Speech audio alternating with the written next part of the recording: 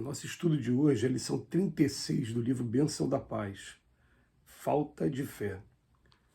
Acolhei ao que é débil na fé, não porém para discutir opiniões. Paulo, na carta aos Romanos, capítulo 14, versículo 1. Não se deve julgar a criatura sem fé pelo padrão moral daquela que a possui. Como não se pode considerar o enfermo à maneira de alguém que se encontre sem saúde porque assim o deseja. E assim como não se extingue a doença com pancadas e sem a custa de amparo e remédio, não se remove a descrença a preço de controvérsia, e sim pelo concurso do amor e da educação. Existem motivações diversas para a incredulidade, tanto quanto existem causas variadas para a moléstia. Em toda parte onde se alinham seres humanos, encontramos aqueles irmãos que ainda se privam de mais amplo entendimento no domínio das questões essencialmente espirituais. Os que da infância à madureza tão somente estiveram no clima da mais profunda ignorância acerca dos assuntos da alma, os que se enredaram na inquietação em face de compromissos inconfessáveis e temem o contato com as realidades do espírito, os que se apegam a preconceitos estéreis e fogem de incrementar no próprio ser o conhecimento da vida superior, os que sofrem processos obsessivos temporariamente incapacitados para raciocinar com segurança em torno da orientação pessoal, os que caíram em extrema revolta ante as lides expiatórias que eles mesmos fizeram por merecer. Quando te vejas defrontado pelos companheiros sem fé ou portadores de confiança ainda muito frágil, compadece-te deles e auxilia-os quanto possas. Segundo a solicitação do apóstolo Paulo, saibamos acolhê-los ao calor da bondade, nunca ao fogo da discussão. Gente, que lição maravilhosa essa lição do Emmanuel hoje, né? Vamos procurar interpretar aqui. O Emmanuel faz uma comparação da pessoa que não tem fé com a pessoa que tem uma enfermidade. E uma frase maravilhosa dele. Fala assim, ó, se a enfermidade você não vai curar de maneira violenta.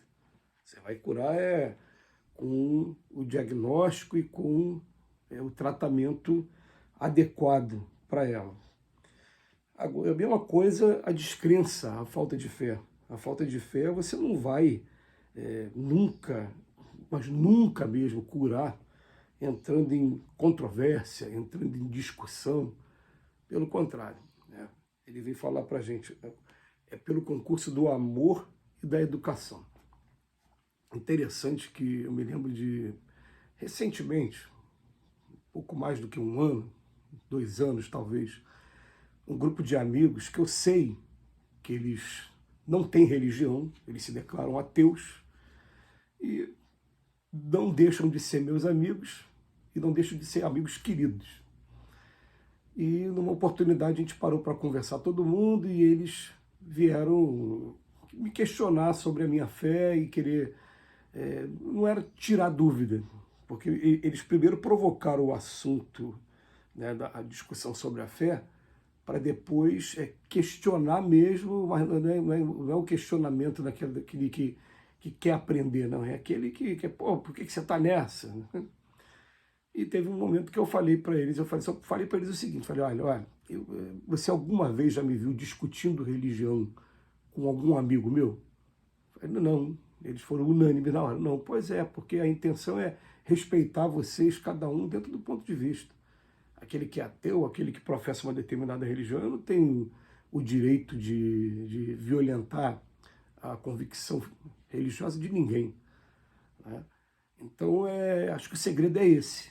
E eu senti uma certa frustração, porque um dos meus amigos chegou até a falar assim, por exemplo, essa questão do espírito, eu não acredito, eu nunca vi. Eu falei, então tudo bem.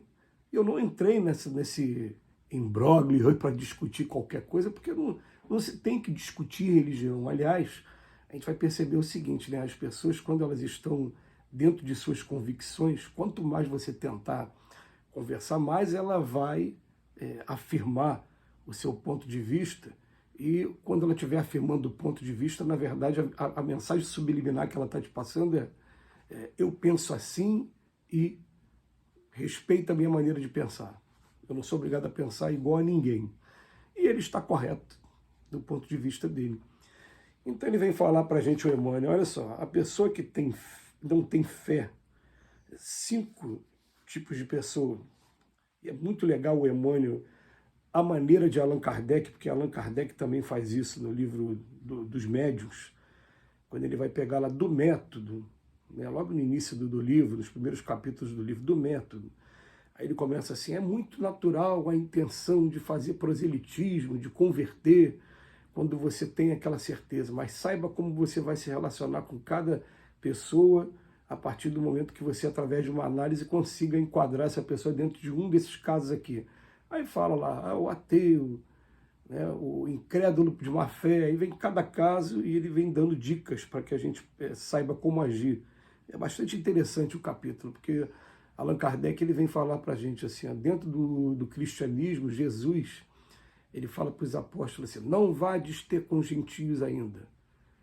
Procurai primeiro os filhos da casa de Israel, porque eles estão mais preparados para ouvir a boa nova. E a gente sabe que no momento correto ele enviou Paulo de Tarso, alguns anos depois, para ir ter um encontro com os gentios.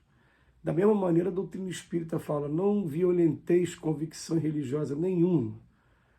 Ficais preparados, porque naturalmente essas questões do espírito vão chamar tanto a atenção que vai ter pessoas procurando você de iniciativa pura e nada demais. Agora, não tem que ficar violentando ninguém. O problema nosso é que a gente quer violentar as pessoas, quer colocar a goela abaixo, que ela tem que acreditar a mesma coisa que a gente, né?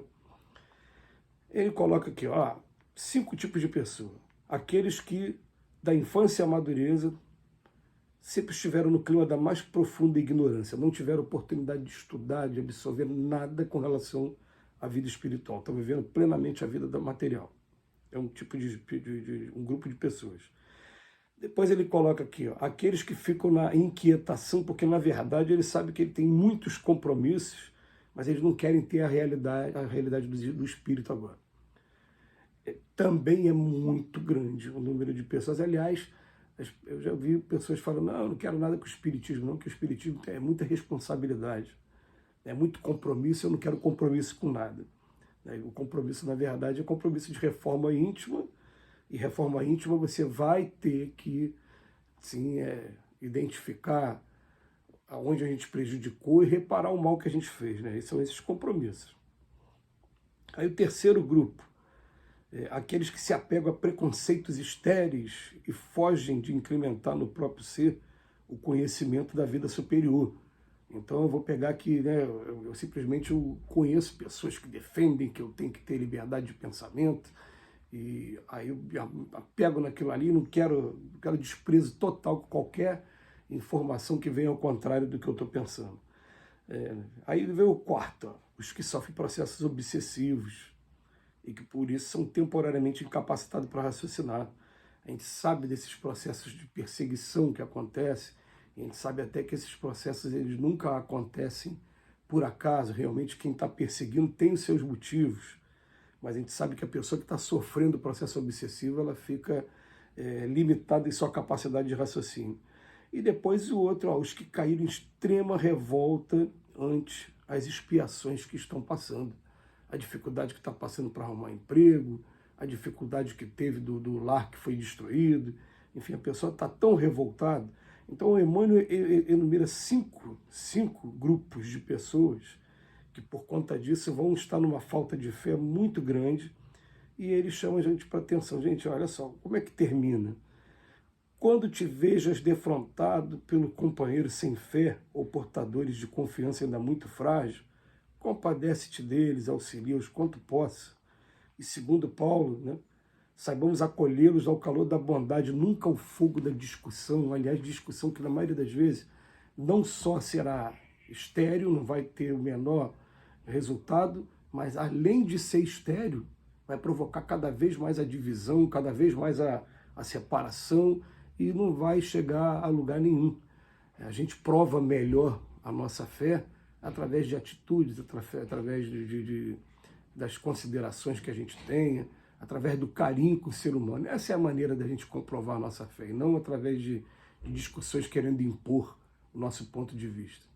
Muito obrigado, Emmanuel, que Jesus nos abençoe hoje e sempre.